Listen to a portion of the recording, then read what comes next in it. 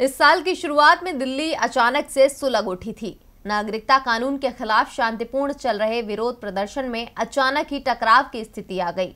दो समुदाय आमने सामने आ गए। इस मामले में पुलिस की जांच हुई और कई लोगों पर कार्रवाई भी हुई, लेकिन पुलिस की कार्रवाई पर लगातार सवाल उठते रहे हैं और इन्हीं सवालों के बीच मार्क्सवादी कम्युनिस्ट पार्टी ने फैक्ट फाइंडिंग रिपोर्ट जारी करके इस पूरे मामले की सच्चाई बताई है। तो क्या है इस रिपोर्ट में, देखिए। 1 साल पहले संसद से नागरिकता विधेयक पास हुआ था।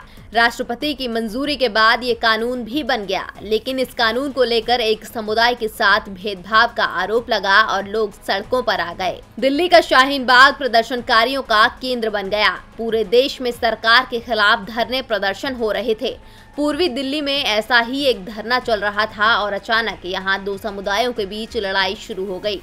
इस लड़ाई में 50 से ज्यादा लोगों की जान चली गई। ये लड़ाई किसने शुरू की? पुलिस की चार्जशीट को देखें तो जो नाम उसमें दर्ज हैं, उनमें सबसे ज्यादा लोग अल्पसंख्यक समुदाय के हैं। लेकिन पुलिस की रिपोर्ट पर सीपीएम ने फैक्ट फाइंडिंग रिपोर्ट जारी करके सच्चाई सामने रख दी है।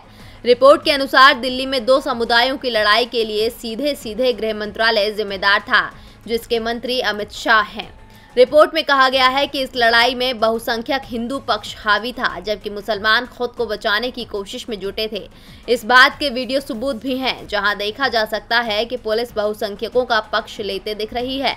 एक और पुलिस की जांच चल रही थी और दूसरी ओर गृह मंत्री अमित शाह ने 11 मार्च को संसद में कहा था कि मैं दिल्ली के प्रमुख पुलिस अधिकारियों से संपर्क में हूं और हालात की निगरानी कर रहा हूं। दिल्ली के एक छोटे से हिस्से का ये मामला है, हालात नियंत्रण में है।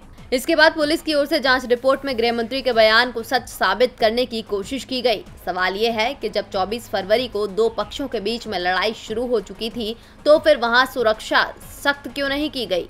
जवानों की तैनाती क्यों नहीं की गई? बीजेपी के उन नेताओं के बयानों को नजरअंदाज क्यों किया गया जिन्होंने खुले मंच से ऐसे बयान दिए थे, जिससे मामला बिगड़ता चला गया? गृह मंत्री ने तो उल्टे विपक्ष पर ही आरोप लगा दिया और कहा कि 14 दिसंबर 2019 को कांग्रेस ने ही अल्पसंख्यक समुदाय को उकसाया था। कांग्रेस के आह्वान पर लोग सड़क पर उतर आए थे। अमित शाह ने पूरे मामले में विपक्ष को ही दोषी बता दिया था और अब वो ही काम पुलिस ने अपनी जांच में किया। डीवी लाइव की रिपोर्ट।